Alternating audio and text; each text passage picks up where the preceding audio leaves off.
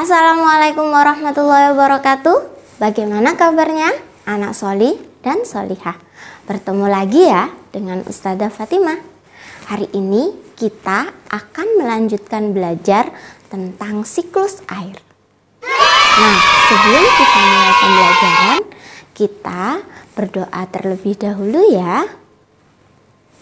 Doaan Rabbis rahli sadri wa yassir li amri wahlul 'uqdatam min lisani yafqahu qawli ya fatahu ya alim ya fatahu ya alim ya fatahu ya alim.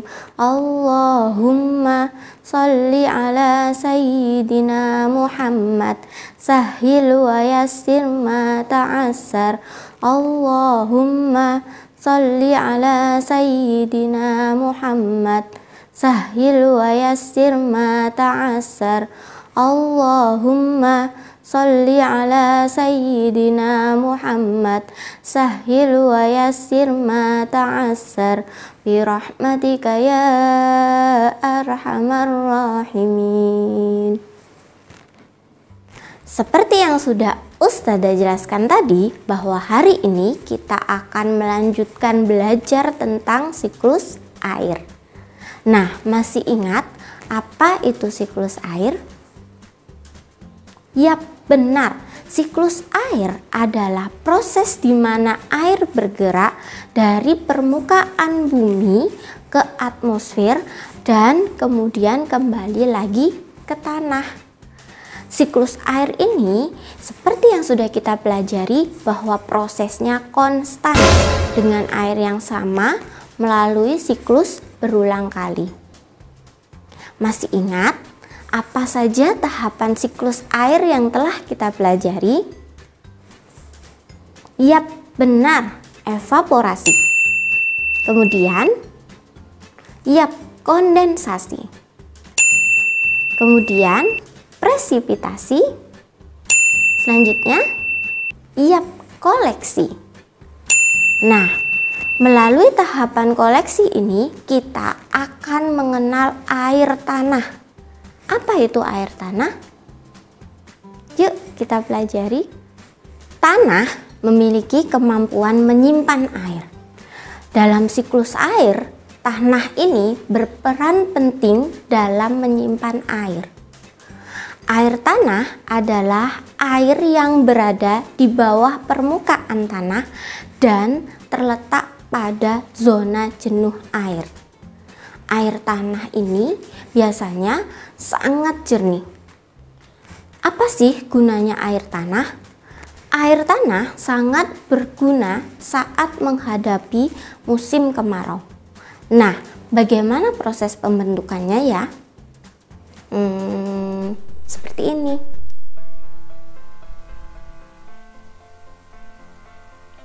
Air tanah terbentuk dari siklus air. Air terkena sinar matahari kemudian menguap atau mengalami tahapan evaporasi. Uapan air membentuk awan pada tahap kondensasi. Kemudian awan tersebut tertiup menuju daratan dan turunlah hujan pada proses presipitasi. Air hujan akan menjadi beberapa bagian air. Ada air sungai, ada air danau, dan ada air yang masuk ke tanah melalui celah tanah. Air ini dinamakan air tanah. Air tersebut akan mengalami proses infiltrasi dan lambat laun akan kembali ke laut.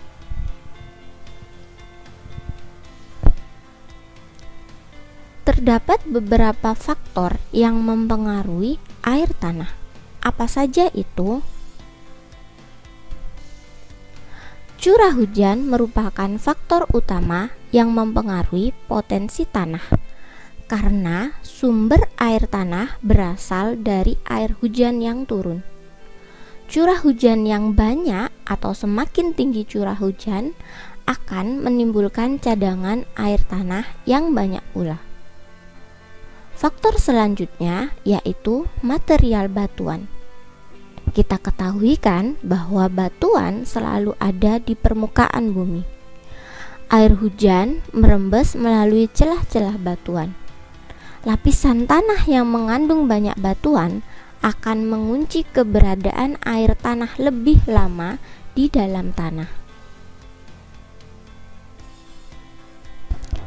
Faktor selanjutnya adalah kemiringan lahan.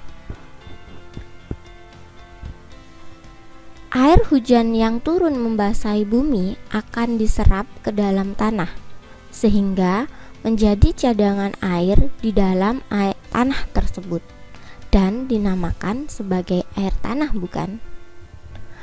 Air tanah akan mudah tersimpan apabila permukaan tanah memiliki kemiringan tanah yang rendah atau bahkan datar.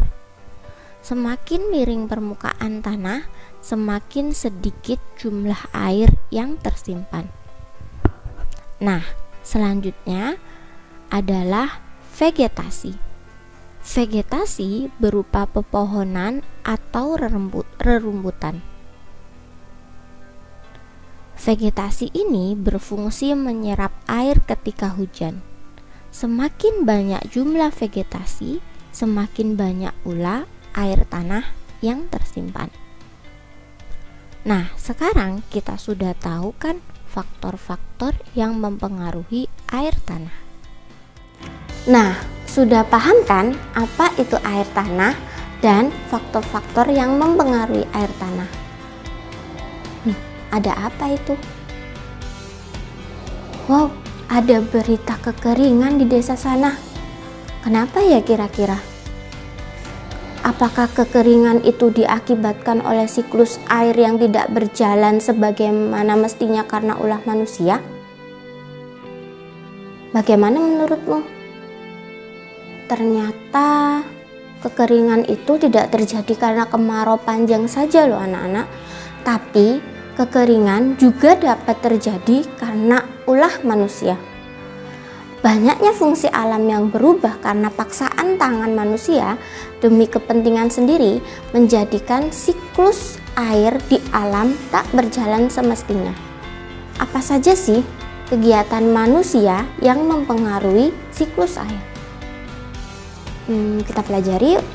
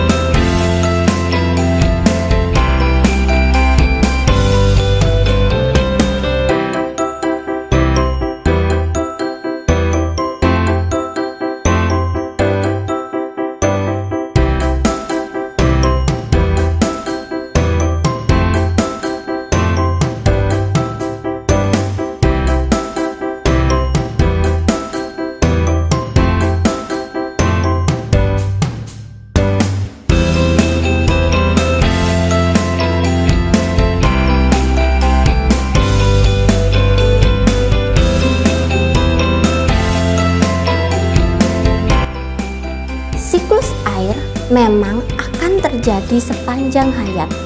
Akan tetapi penting loh bagi kita untuk menghemat air. Bagaimana cara menghemat air menurutmu? Yaps, benar.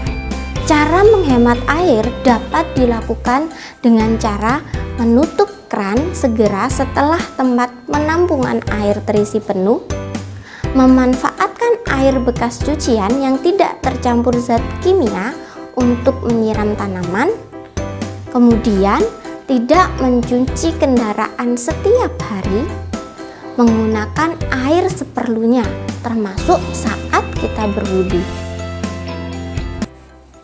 Alhamdulillah, kita sudah belajar tentang banyak hal hari ini. Kita sudah berkenalan dengan air tanah, berkenalan dengan faktor yang mempengaruhi air tanah, berkenalan tentang kegiatan manusia yang mempengaruhi siklus air, serta cara-cara menghemat air. Cukup sekian ya pembelajaran kita hari ini. Tetap semangat untuk belajar di rumah. Jaga kesehatan dan senantiasa menjaga alam agar siklus air tetap berjalan sebagaimana mestinya. Kita bisa mulai dari hal-hal kecil, seperti membuang sampah pada tempatnya. At-tahuru syatrul iman. Kebersihan itu sebagian dari iman. See you. Assalamualaikum.